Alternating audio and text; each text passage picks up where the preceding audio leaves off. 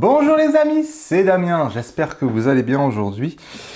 Alors, j'ai voulu revenir avec vous sur le test que j'ai fait à propos des batteries, ça a semblé vous plaire, donc si vous n'avez pas vu l'épisode, je vous encourage à aller le voir. Donc c'est un épisode qui s'appelait batterie tierce, quelque chose comme ça, qu'est-ce que ça vaut?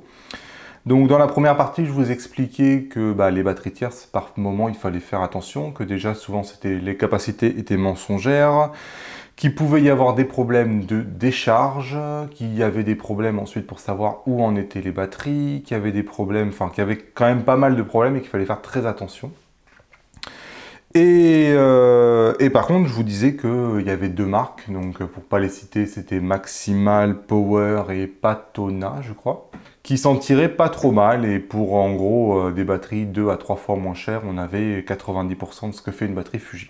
Voilà, ça c'était le premier épisode.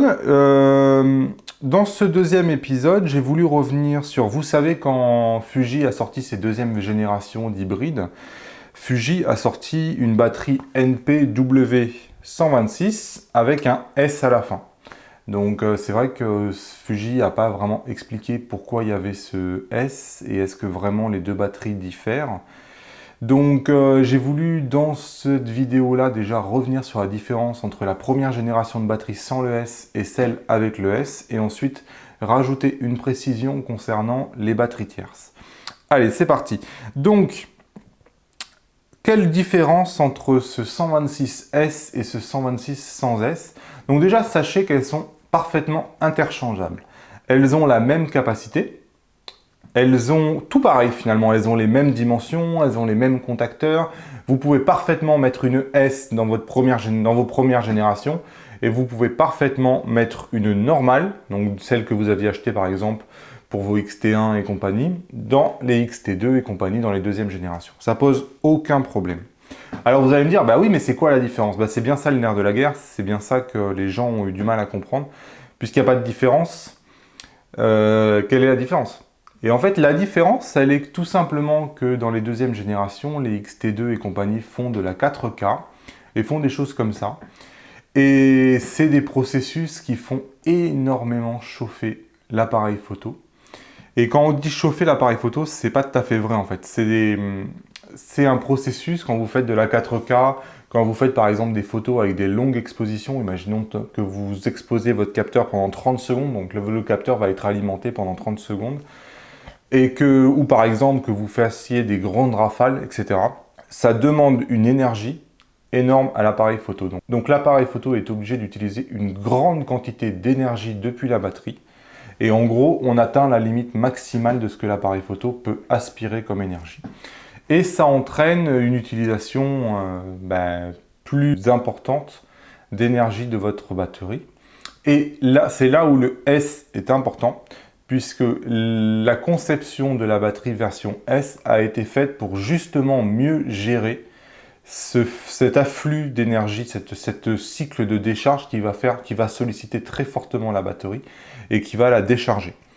Donc c'est pour ça par exemple qu'il est très déconseillé de mettre que des batteries normales. Si vous mettez le grip, qui utilise 3 batteries en l'occurrence, elles ne sont pas faites pour subir une intensité telle de décharge. Donc si vous faites que une utilisation normale, ça ne pose pas de problème. Si vous partez sur des longs tournages, où vous allez faire des vidéos, moi je sais pas, de 10-15 minutes avec de la 4K, etc., la batterie va trop chauffer et potentiellement ça peut même être dangereux. Voilà pour la différence entre le S et non S. Ça se joue vraiment au moment où vous sollicitez le plus votre appareil photo sur des choses bien particulières comme la 4K, comme la longue exposition, ou comme vraiment beaucoup de rafales pendant très longtemps. Alors du coup, ça me permet d'ajouter un point sur les batteries tierces dont je n'ai pas parlé.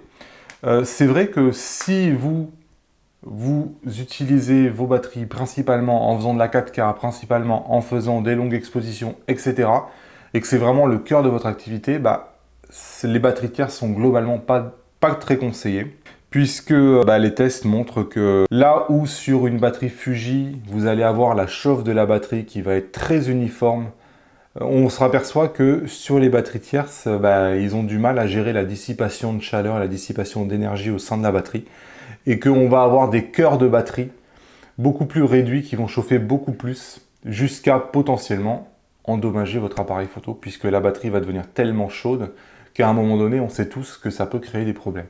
Alors évidemment, on est dans des cas extrêmes, mais pour autant, il faut quand même savoir, en fonction de votre utilisation, quelle batterie il faut prendre. Donc si vous êtes vraiment dans ces utilisations-là, où vous allez vraiment très fortement solliciter la batterie, moi je pense qu'il vaut mieux jouer la sécurité et prendre une batterie officielle pour votre Fuji.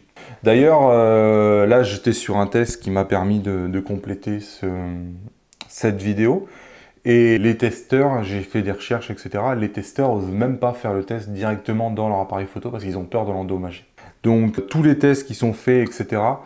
montrent bien que la dissipation d'énergie des batteries un peu low cost, forcément, est beaucoup moins bonne que celle de Fuji qui est vraiment faite pour ça et pour les cas extrêmes. Là par exemple, je ne sais pas si vous allez le voir, mais on voit deux batteries. Il y a la batterie normale ici qui est uniformément jaune. Et la batterie ici, tierce, on voit avec une zone qui est intensément chaude, bien plus chaude, hein. Vous voyez c'est presque blanc, hein, bien plus chaude que ce que ça a pu devenir la batterie normale. Et à l'inverse, des zones un peu plus normales, on voit ici en orange foncé. Donc la répartition de l'énergie n'est pas du tout la même. Bon voilà ce que j'avais à vous dire sur les batteries. J'espère que vous avez compris la différence entre les deux types de batteries que peut vendre Fuji, que vous allez trouver dans le commerce. Si vous avez appris quelque chose, lâchez-moi un pouce levé vers le haut comme d'habitude. Si vous avez des questions ou des commentaires, ça se passe en dessous dans les commentaires. Sinon, bah écoutez, vous avez l'habitude maintenant. Abonnez-vous à la chaîne en cliquant sur mon visage. Vous avez la petite cloche pour être prévenu tous les matins de la nouvelle vidéo. Et sinon, moi je vous dis à demain dans de nouvelles aventures. Salut! Vous êtes maintenant libre de vous abonner en cliquant sur mon visage. Je vous mets 2 vidéos qui pourraient vous intéresser ainsi que le site internet sur lequel vous pouvez cliquer pour rejoindre le club privé.